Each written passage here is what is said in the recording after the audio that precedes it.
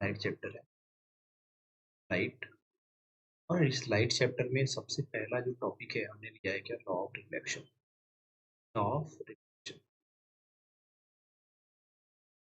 Law of reflection, ठीक है। तो लॉ ऑफ रिफ्लेक्शन आप देख पा रहे होगे यहाँ पे, ये जो नीचे मिरर रखा हुआ है, ये मिरर है हमारे पास, ठीक है ना। मिरर, इस तरीके का मिरर है, प्लेन मिरर। और ये देख रहे हो, ये आपका क्या है, इंसिडेंट रे। ये आपका रिफ्लेक्टेड रे। इंसिडेंट रे वो रे होती है जो सोर्स से आती है ना। कहाँ से आती है बताओ, सोर्स से आती है। सोर्स से आने वाली लाइट, सोर्स जो भी होता है वहां से जो आएगी लाइट रे, लाइट रे जो सोर्स जहाँ पे हो गया वहां से आने वाली लाइट जो होगी वो क्या कहलाती है बताओ, कहलाती है आपको, ये जो लाइट आ रही है सोर्स से, है ना, तो ये लाइट क्या कहलाएगी, इंसिडेंट रे, ठीक है। और जो टकराने के बाद इसको पॉइंट ऑफ इंसिडेंस कहा जाता है। Point of, point of incidence, point of incidence, इस पॉइंट को पॉइंट ऑफ इंसिडेंस। और पॉइंट ऑफ इंसिडेंस से एक 90 डिग्री पे जो खींचा गया है उसे क्या बोलते हैं, नॉर्मल। क्या बोलते हैं, नॉर्मल। क्लियर। तो नॉर्मल का जो गेम है यहाँ पे क्या है कि जो नॉर्मल से ही हम जो एंगल ऑफ इंसिडेंट और angle of reflect, angle of incident और एंगल ऑफ रिफ्लेक्शन मेजर करें, ठीक है। रिफ्लेक्टेड रे क्या होता है, जब भी टकराती है लाइट, टकराने के बाद क्या होती है, बाउंस बैक हो जाती है with same angle.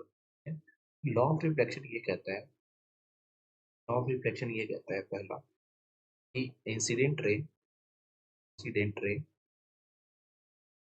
Incident ray, reflected ray, reflected ray and normal lies on same plane,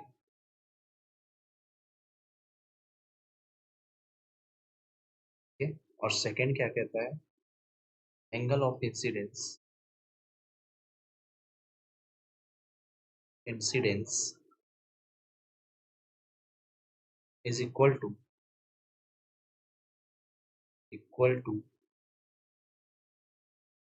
angle of reflection, angle of reflection,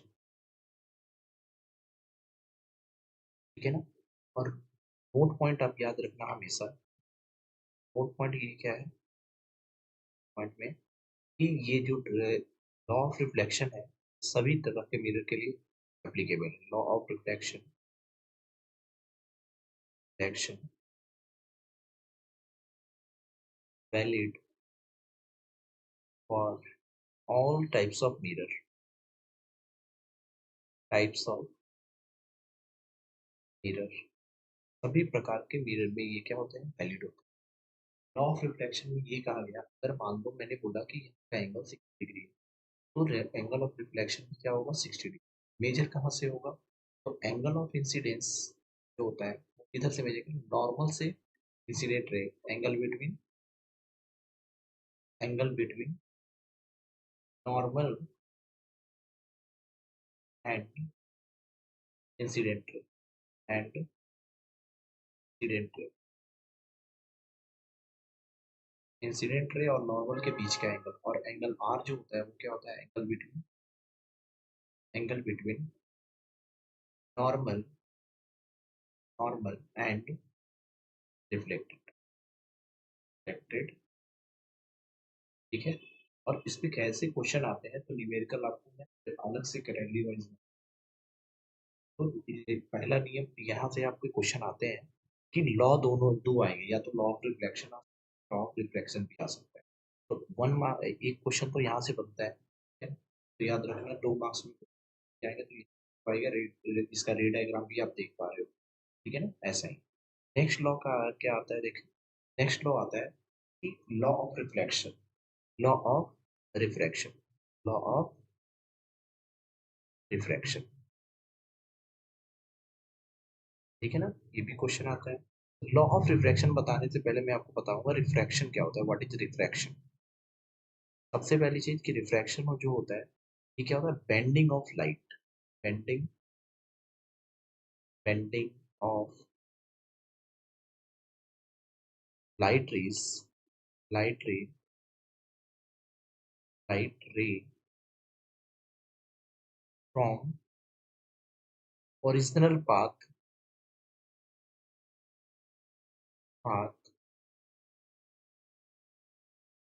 after after refraction. जब रिफ्रैक्शन हो जाता है तो ये लाइट रे क्या होती है, अपने ओरिजिनल पाथ से डेविएट। जैसे एग्जांपल यहाँ देखो, अगर मैं बोलूँ कि यहाँ देखो लाइट इंसिडेंट रे आ रही है ना, आप डायग्राम में देखना जरा, light incident ray red colour की लाइन आ रही है, और ये जानी चाहिए थी कैसे, मैं रेड कलर से ही इसको दिखाता हूँ। ये जानी चाहिए थी ऐसे, देख पा रहे हो, ऐसे निकल जानी चाहिए, ऐसे सीधी, लेकिन ये क्या हो गई है, बेंड हो गई है। ऐसा क्यों? तो बेंडिंग बेंडिंग क्यों होती है? Bending of light, bending of light ray due to changing medium.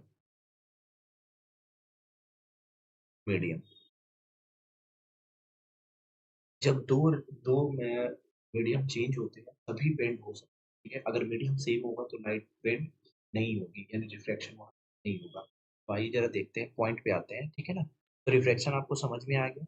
अब आप देखिए जरा पॉइंट को, बोला लॉ ऑफ रिफ्रैक्शन यहाँ पे नीचे लिखा हुआ है कि इंसिडेंट रे, रिफ्रैक्टेड रे एंड नॉर्मल, ठीक है, to the frame of reference is apparent media at the point of incidence all lies on same plane।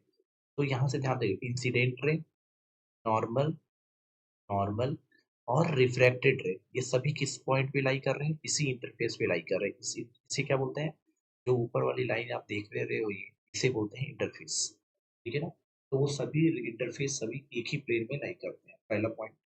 Second point क्या बोल रहा है कि the ratio of sine angle of incidence, the ratio sine angle of incidence to the sine angle of refraction, sine angle of refraction is constant, is constant constant for the light given color for given pair of media, मतलब दो दो different medium के बीच। और इसी को बोला जाता है क्या, इसी को बोला गया है स्नेल्स लॉ। इसी को क्या बोला गया है, स्नेल्स लॉ।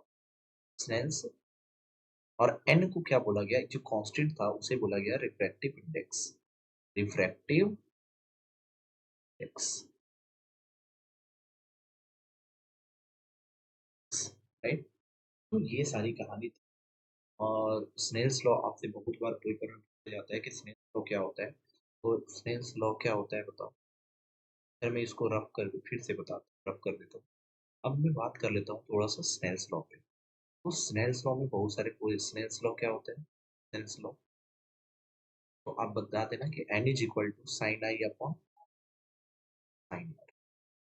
और न्यूमेरिकल पॉइंट ऑफ व्यू से मैं सारे पॉइंट लिखवा देता हूँ अभी। एन को क्या बोलते हैं, रिफ्रैक्टिव इंडेक्स, आगे बताऊंगा ही, रिफ्रैक्टिव इंडेक्स, है ना। और एन जो है ये डिपेंड करेगा किस पे, नेचर ऑफ मीडियम, डिपेंड किस पे करता है, मीडियम पे डिपेंड करता है, हर एक मीडियम का अलग अलग। H2O का रिफ्रैक्टिव इंडेक्स याद रखना, वाटर का रिफ्रैक्टिव इंडेक्स 1.33, ठीक है ना। 1.33 ग्लास का कितना होता है, ग्लास का रिफ्रैक्टिव इंडेक्स 1.5। ये डायमंड का याद रखना, डायमंड का 2.42, ठीक है। तो ये क्या है आपका रिफ्रैक्टिव इंडेक्स। और एयर का 1, एयर का क्या होता है रिफ्रैक्टिव इंडेक्स। नेक्स्ट फॉर्मूला कि अगर आपसे N21 पूछ दिया तो N2/N1, है ना। इसको पढ़ते क्या है, refractive index of medium two with respect to 1। अगर आपसे पूछते हैं N12 बताओ, तो 12 कितना हो जाएगा भाई, refractive index of medium 1 with respect, right. तो आज हम मैंने किया क्या, लॉ ऑफ रिफ्रैक्शन और लॉ ऑफ रिफ्रैक्शन, ठीक है ना, वो बता दिया मैंने। बातें करूँ, इसकी बातें करें, प्लेन मिरर, प्लेन मिरर। अच्छा सबसे पहले तो आपको ये बताना चाहिए मिरर क्या होता है। मिरर क्या होता है, मिरर क्या है, मिरर, मिरर जो होता है ना एक ग्लास पीस है, ग्लास पीस है ना, ग्लास पीस। अब ये ग्लास पीस जैसे मान लो ऐसे मिरर ले लिया, तो ग्लास पीस एक तरफ आपका क्या होता है, पॉलिश्ड होता है, और एक तरफ आपका प्लेन रिफ्लेक्टेड, तो इसको बोलते हैं रिफ्लेक्टेड सरफेस, रिफ्लेक्टेड सरफेस। और जो पीछे जो मैंने ऐसे डैश डैश किया है उसे क्या बोलते हैं, पॉलिश सरफेस, पॉलिश्ड सरफेस। ठीक है। और रिफ्लेक्टेड सरफेस में ही हमारा इमेज फॉर्मेशन, याद रखना इसमें एक रिफ्लेक्टेड सरफेस और ठीक है। अगर मैं बात करूं तो ये इस अगर सरफेस जो रिफ्लेक्टेड सरफेस है वो अगर गोल हुआ, अगर रिफ्लेक्टेड सरफेस हमारा सर्कुलर हुआ तो क्या बोलेंगे, स्फेरिकल मिरर। क्या बोलेंगे, स्फेरिकल। अगर स्फेरिकल मिरर है तो ये दो प्रकार के होते हैं, कॉनकेव और कॉनकेव। आपको दो पढ़ने ही है, दो पढ़ने हैं। कॉनकेव को हम लोग बोलते हैं converging mirror,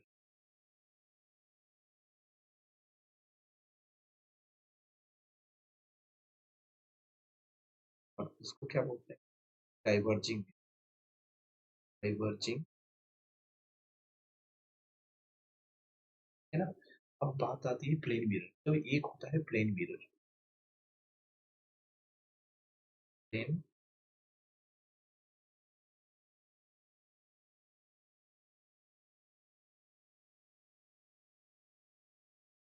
plane mirror. Plane mirror में क्या होता है, प्लेन मिरर देखो इसमें ऑब्जेक्ट बड़ा छोटा बन सकता है। देखो कॉनकेव को अगर बात करें तो बाहर से जो आउटर साइड होता है पॉलिश होता है, और इनवर्ड जो सरफेस होता है रिफ्लेक्टिव सरफेस बॉर्डर होता है। अगर मैं इसकी बात करूं तो अंदर से पहले पॉलिश्ड होता है, और बाहर का उठा हुआ जो आउटवर्ड पार्ट होता है, उठा हुआ पार्ट रिफ्लेक्टेड होता है, अंदर वाला पार्ट रिफ्लेक्टेड सरफेस, इसका पॉलिश सरफेस। इसमें इनवर्ड पार्ट आपका रिफ्लेक्टेड सरफेस और इधर पॉलिश सरफेस आगे देखेंगे, है ना। तो आइए इनकी प्रॉपर्टी के बारे में देखते हैं। तो इसकी प्रॉपर्टी क्या क्या है, पहला, पहली प्रॉपर्टी क्या बोल रही है आपकी, पहली प्रॉपर्टी ये कह रही है, पहली प्रॉपर्टी ये कहती है कि the image, image of real object is always virtual. ध्यान से देखो, आप देख पा रहे होगे इस इमेज में, देखिए कि जो यहाँ पे इमेज है, हम ये हमारा ऑब्जेक्ट हो गया, और इस ऑब्जेक्ट को हम देख पा रहे हैं, यहाँ से हम अपने आंखों से देख रहे हैं। तो यहाँ से कोई लाइट पड़ी, और लाइट पड़ने के बाद यहाँ से आई मिरर पे, मिरर को मेरी आंखें मिरर की तरफ है, इस ऑब्जेक्ट ऑब्जेक्ट जो है मिरर के सामने है, तो मेरे पास ये रे आ रही है इंसिडेंट, और टकराने के बाद मेरी आंखों पे बनी, तो मेरी आंखों पे बनी तो क्या यहाँ पे इस मिरर पे, यहाँ पे तो इंसान नहीं दिख रहा है ना, इस इंसान को अगर मेरे को इमेजिन करना हो तो ये मेरे को यहाँ दिखेगा, देख लो, है ना। तो ये इस रिफ्लेक्टेड रे को ही एक्सटेंड करके हमें क्या बनाया जाता है, देखो ये जो भी वर्चुअल रेज जो होते हैं ना, जो ये हमें वर्चुअल इमेज बनाते हैं, तो ये जो रेज जो है ना, ये डॉटेड लाइन से दिखाते हैं, डॉटेड लाइन से वर्चुअल लाइन को, वर्चुअलिटी को देखना है, वर्चुअल इमेज को देखना है, तो उसे डॉटेड लाइन से रिफ्लेक्ट को एक्सटेंड कर, डॉटेड लाइन को क्या है, वर्चुअल इमेज, ठीक है ना। और कंटिन्यूअस लाइन आपको रियल इमेज बनाता है, तो ये आपके पास वर्चुअल इमेज बन गया। तो हमारे पहला पॉइंट यही कह रहा है कि अगर किसी भी real image of object always virtual, हमेशा वर्चुअल ही बनता है, वर्चुअल मतलब बोले तो काल्पनिक है।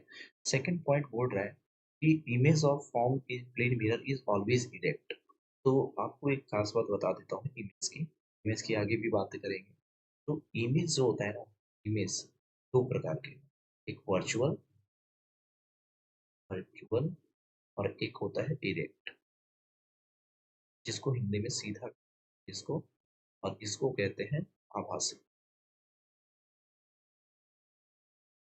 ठीक है। तो वर्चुअल की अगर मैं बात करूं, वर्चुअल की अगर मैं बात करूं, तो वर्चुअल में हमेशा इरेक्ट इमेज बनता है, वर्चुअल जो इमेज बनता है वो हमेशा इरेक्ट बनता है। दूसरी चीज कि हमेशा जो है, अगर प्रिंसिपल एक्सिस के ऊपर, above principal axis, above principal axis, ये कहानी याद होगी, ठीक है ना। और हमेशा कैसा वो इमेज प्लेन में वर्चुअल होता है, रियल इमेज में कैसा होता है, रियल इमेज जो होता है, रियल इमेज, रियल इमेज की अगर मैं बात करूँ तो रियल इमेज हमेशा होता है कैसा, इन्वर्टेड, इनवर्टेड। जब भी मैं बोलूंगा कि ये रियल इमेज है तो आप समझ इन्वर्टेड है, और ये कैसा होता है, ये कहाँ होता है बताओ, below the principal axis. Next देखिए पॉइंट क्या बोल रहा है कि द साइज ऑफ इमेज। अच्छा, प्लेन मिरर की एक और खास बात, प्लेन मिरर में जो इमेज होता है, जैसे मान लो मैंने बोला कि एच हाइट मतलब 5 मीटर का मेरा ऑब्जेक्ट है या 5 सेंटीमीटर का ऑब्जेक्ट है, तो इमेज भी कितने का बनेगा, 5 सेंटीमीटर। ये किसकी कहानी है बताओ, प्लेन मिरर की। यानी हमें ये पता चल गया कि हाइट ऑफ इमेज और हाइट ऑफ ऑब्जेक्ट आपस में बराबर होंगे तब, जब हमारा मिरर कैसा होगा, प्लेन। फिर बोल रहा है कि the image form in mirror is as far behind the mirror. मतलब जब इमेज जो बनेगा हमारा, तो वो हमेशा मिरर के पीछे और दूर बनेगा, ठीक है ना, याद रखना। As the object in in front of mirror, मतलब जो ऑब्जेक्ट रखा हुआ है, आप तो कि हमेशा प्लेन मिरर में जो हमारा वर्चुअल इमेज दिखता है वो दिख बनेगा कहाँ। तो अगर मान लो ऑब्जेक्ट मैंने बोला कि ये प्लेन मिरर है, यहाँ से 5 सेंटीमीटर पे रखा मैंने ऑब्जेक्ट को, तो जो हमारा बिहाइंड द मिरर इमेज बनेगा उसकी दूरी जो होगी ना, ऑब्जेक्ट डिस्टेंस से ज्यादा होगी। मतलब कहने का ये है कि वैल्यू जो होगी वो ज्यादा होगी। नेक्स्ट देखिएगा, 5वां नंबर पॉइंट ये कह रहा है कि the image formed in plane mirror laterally inverted. और इन्वर्टेड, लिटरली इन्वर्टेड का मतलब क्या होता है कि जो आपका लेफ्ट साइड है, अगर मान लो अपने आप को अगर मिरर में देखते हो तो आपका लेफ्ट हैंड मिरर में राइट हैंड बन जाता है, तो इसको बोलते हैं लेटरली इन्वर्टेड। क्या बोलते हैं बताओ, लेटरली, है ना, सरफेस से ऊपर आप 90 डिग्री तरीके का वाइस से बढ़। तो ये था हमारी इसकी प्लेन मिरर की, ठीक है। So much. तो प्लेन मिरर को देख लेना इस तरीके से आप सारे मिरर। ये अब देखते हैं, अब हमारे पास है और जिसका नाम है, में देखेंगे हम लोग टर्मिनोलॉजी देखेंगे, इंपॉर्टेंट टर्म्स कंप्यूटर से रिलेटेड। अब जरा ध्यान से देखो मीटर से रिलेटेड हमारे इंपॉर्टेंट टर्म्स। तो यहाँ पे देख पा रहे हो एक सर्कुलर मैंने बनाया है, जैसे स्फेरिकल मिरर। ये क्या है, स्फेरिकल मिरर, स्फेरिकल, है ना। और इसमें स्फेरिकल मिरर को मैंने कैसे कैटेगराइज करा, ध्यान से देखना। आप अगर अंदर से पॉलिश किया हुआ, ये देख रहे हो आपको, ये शेडेड रीजन दिख रहा है ग्रे कलर का, तो ये शेडेड है और पॉलिश्ड है। तो इस पॉलिश सरफेस अगर इनवर्ट हो और रिफ्लेक्टेड सरफेस आउटवर्ड हो, ये उठा हुआ पार्ट को मैं आउटवर्ड बोल रहा हूँ। तो जो उठा हुआ पार्ट है वो आउटवर्ड हो, कौन आउटवर्ड है, रिफ्लेक्टेड सरफेस। तो रिफ्लेक्टेड सरफेस अगर आउटवर्ड होता है दिस इज कॉल्ड कॉन्वेक्स। और अगर रिफ्लेक्टेड सरफेस, ये देखो आर एस, रिफ्लेक्टेड सरफेस हमारा कैसा है, इनवर्ट है, ये क्या है, हम लोग कॉन्केव है। और इनवर्ट होने के कारण ये क्या कहलाता है, वर्चिंग मिरर। ये देख पा रहे हो वो सेंटर, ये इसी सर्कल का सेंटर है। सेंटर से लेकर के, अच्छा इसे पोल कहते हैं, इसे क्या कहते हैं, पोल। सेंटर से लेकर के अगर मैं यहाँ तक की बातें करूँ, ये हो जाता है हमारा रेडियस ऑफ सेंटर और रेडियस ऑफ कर्वेचर। अगर मैं सेंटर से पोल तक की दूरी, वो क्या बोलते हैं, सेंटर। सेंटर से पोल तक का जो डिस्टेंस होता है, ये क्या बोलते हैं, स्फेरिकल मिरर के सेंटर से पोल तक का डिस्टेंस रेडियस ऑफ कर्वेचर, ठीक है। अच्छा, अब जरा ध्यान से देखो, रेडियस ऑफ कर्वेचर ये तो है, लेकिन इसके बीच में ध्यान से देखना, इसके बीच में एक पॉइंट ले रहा हूँ मैं रेड कलर का, जिसे मैं लिख रहा हूँ एफ। तो यहाँ से अगर पोल से लेकर के, ये तो इसे बोलते हैं फोकल लेंथ। पोल से फोकस तक की दूरी, यानी प्रिंसिपल फोकस के बीच की दूरी क्या कहलाती है, right? ठीक है। अच्छा, अब क्या कहे, अब देखते हैं, अब यहाँ पे सारे टर्म के बारे में पढ़ देते हैं, है ना। तो पहला टर्म क्या बोल रहा है, सेंटर ऑफ कर्वेचर क्या है। The centre of curvature is spherical way of a spherical mirror is the centre of hollow spherical shape. ये क्या होता है, सेंटर है, मतलब एक पॉइंट है जिससे वो सरफेस स्फेरिकल मिरर ड्रॉ किया गया है या बनाया गया है ना। इट इज रिप्रेजेंटेड एज सी, यहाँ पे सी से रिप्रेजेंट किया। सेकंड बोल रहा है कि पोल क्या है, the pole is the spherical mirror is the centre of mirror. ये क्या होता है, पोल जो होता है ना, ये क्या होता है, मिरर का सेंटर पॉइंट होता है, centre of mirror, centre of mirror, ठीक है ना। अच्छा, सेंटर ऑफ मिरर ये हो गया, it is represented by the P. Radius of curvature, the radius of curvature in the spherical mirror is the radius of, ध्यान से the radius of hollow sphere of a glass which spherical part, ठीक है ना। देखो जरा ध्यान से, ये जो ड्रॉ किया गया है स्फेरिकल सरफेस सेंटर से, तो सी से आर तक की दूरी, सी से पी तक की दूरी क्या कहलाता है? Radius of curvature. Radius of curvature. Radius of curvature को आर से दिखाते हैं। आर जो होता है 2 इंटू फोकल लेंथ होता है, याद रखना बोलना, फोकल इंटू फोकल लेंथ, ये पढ़ते हैं। प्रिंसिपल एक्सिस किसको बोलते हैं? ये देखो, ये जो लाइन खींची गई है ना, जो सेंटर से पास हो रही है लाइन, यानी जो सी से पी तक को मिलाने वाली लाइन प्रिंसिपल एक्सिस कहलाती है। ठीक है। और अपर्चर किसको बोलते हैं? Aperture, very important, aperture is the spherical mirror, is the diameter, diameter of इससे रिफ्रैक्टिंग सरफेस ऑफ मिरर। तो जो रिफ्रैक्टिंग सरफेस होता है उसका जो डायमीटर है, यानी यहाँ से ये, दिस इज, जैसे मैंने बोला ए और बी, तो यहाँ पे ई पी जो लिखा है मैंने, दिस इज अपर्चर। ठीक है। तो ये तो कहानी पूरी हमारी किसकी? पूरी की पूरी टर्मिनोलॉजी की। इंपॉर्टेंट है, समझ जाना। फोकल लेंथ किसको बोलते हैं? फोकल लेंथ, फोकल लेंथ किसको बोलेंगे? फोकल लेंथ स्मॉल एफ से डिनाते हैं distance between, distance between focus and pole. Pole और फोकस के बीच को क्या बोलते हैं? Focal length. और एफ का फॉर्मूला क्या होता है? R by two. एफ का फॉर्मूला क्या होता है? आर बाई टू, ये याद रखो। ठीक है। ये रहा हमारा। ये अब देखते हैं हम लोग साइन कन्वेंशन। ठीक है ना, साइन कन्वेंशन की बात करते हैं। बहुत इंपॉर्टेंट, जितने भी सारी चीजें इंपॉर्टेंट बात कर रहा हूँ, जो point आगे जाके डिस्कस, जितने मेन मेन पॉइंट है एक बार बता देता हूँ।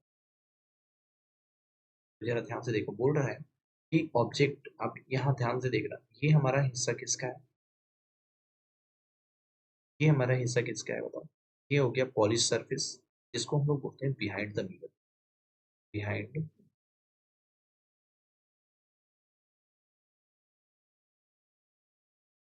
ठीक है। और ये क्या है? Front of mirror.